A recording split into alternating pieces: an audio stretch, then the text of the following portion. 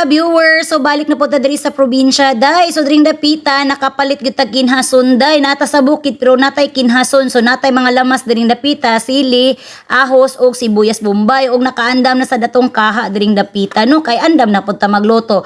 So dring dapita kailangan ni nato siyang hugasan pag-ayo day. So nakita ninyo na brown pa na siya. So dapat natong hugasan og tudo-tudo day kay para lami na siya. So nakalimot ko kung say pangalan ani nga kinhason, basta ang isa ka putos ani niya is tag 60. So duha ka buka kong gipalit day kay para daghan-daghan tag makaon. So diri napita magbutang na tag uwil sa atong kalaha kay magsugod na ta og luto sa atuang kinhason. So nakita na ninyo dira nga nagbukal na natong kalaha. O mo ni ako ang lutuanan diring dapita. So mani akong kusina o gamay ra kay tag kusina dring dapita day kay gamay ra pud tag space no. So dring dapita nakita gina ninyo nga ang amo ang nagkagulyang pa na dring dapita. So dring dapita is nagluto na ta og sili kay ang sili atong iuna diri kay para muhalang pa siya. Sunod ato na siyang gibutangan og sibuyas. So lami kaayo na tan-awon humot na kaayo ang ato ang mga sana lamas. So dang dapita nagbutang na sad ko og ahos. So mao ni siya. So after ana gibutangan na sad nako ang ato ang kinhason. So nakita na ninyo dira nga puti na kay itong kinhason. So dili gid mo magbutang og kinhason basta dili pa siya maputi ang porma day kay kung brown pa so meaning hugaw pa to siya. So dapat limpyuhan gid mo pag-ayo.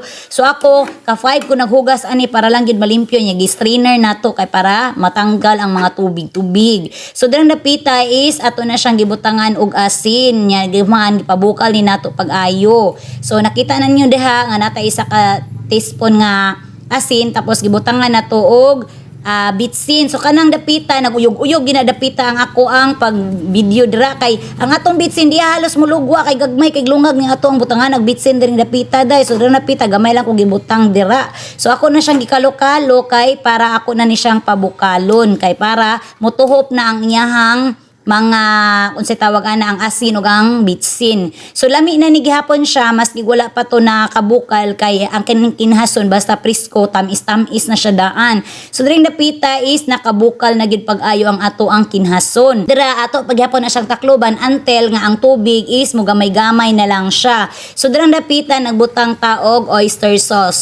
Sarsa oyster sauce ang atong gibutang kay para lami kayo ang ato ang kinhason. So diring dapita nakita na ninyo nga nag-brown na ang kulay diring dapita. So diring dapita is nahubas-hubas na gid siya day. So nahimo na siyang adobo. So lami na kayo lantawo ning ato ang giaka nang sa tawagan ni atong kinhason. So ako dini siyang gituyog adobo kay para lami ang atong kaunday.